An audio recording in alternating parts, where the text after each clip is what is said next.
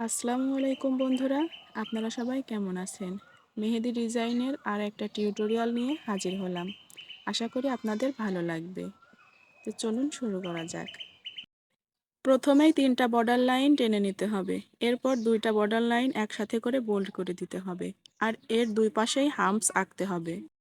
এরপর 1.5 প্যাচ এর স্পিরাল আঁকতে হবে, এক লাইন ধরে সম্পূর্ণই।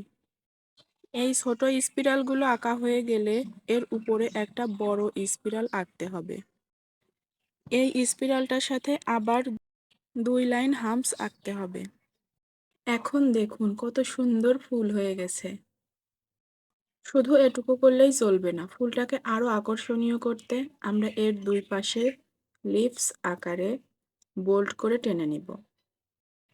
প্রথমটা সবচেয়ে বড়, তারপরেরটা আর একটু ছোট, তারপরেরটা আরো একটু ছোট করে টেনে নেব। তাহলে আরো আকর্ষণীয় ফুল তৈরি হয়ে যাবে। এখন উপরের দিকে যে ফাঁকা অংশটা থাকবে ওইখানে আমরা ডট ডট দিয়ে উপরের যেই ডটটা থাকবে ওটা টেনে দেব। এবার আমরা হাতের উপরের সাইডে আরো 3টা বর্ডার লাইন টেনে নেব। ঠিক একই নিয়মে আমরা আবার দুটো লাইনকে একসাথে করে বোল্ড করে দিব। বোল্ড করা লাইনটার উপরে আমরা হাম্পস আঁকবো। ঠিক আগের নিয়মে 2 লাইন হাম্পস আঁকবো আর এর উপরে ছোট ছোট ডট দিয়ে একটু করে টেনে দেব।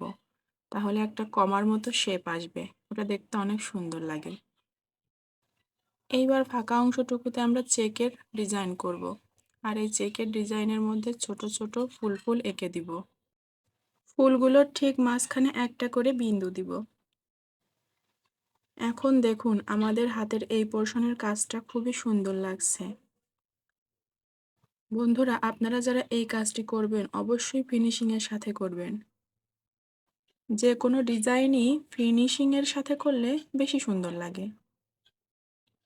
এবার আমরা হাতের তালুতে ডিজাইন করব। একটা বিন্দু দিয়ে তারপর রাউন্ড সার্কেল দিয়ে আমরা হাম্পস এঁকে নিব। এরপর ফুলটির চারপাশ দিয়ে বড় একটা সার্কেল এঁকে নিব।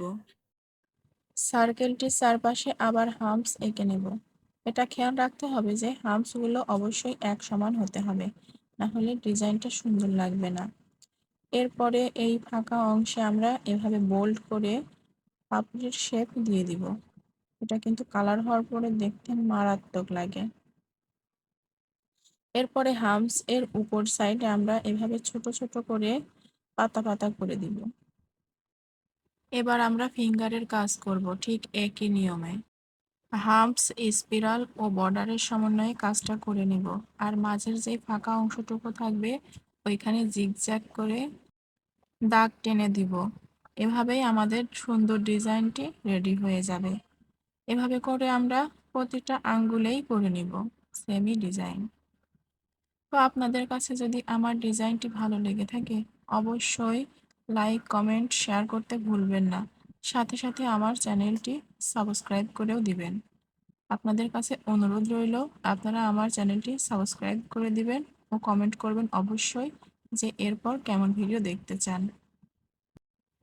তো আপনারা সবাই ভালো থাকবেন আর আমার জন্য অনেক অনেক দোয়া ও শুভকামনা রাখবেন।